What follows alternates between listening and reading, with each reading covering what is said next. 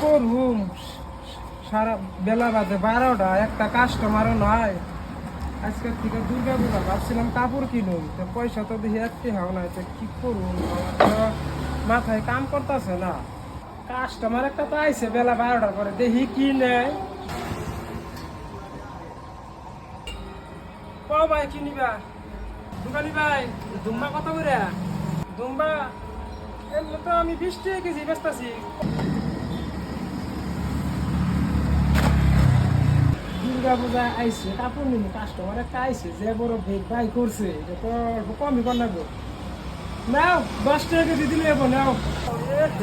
পচা দুম্বা দেখি, তোমার মাল দিয়ে আজকে সুবিধার না। কাস্টমার তো আছে, কি কাস্টমার আহে না, আমার তো মাথায় তোমার মতো কাস্টমার না।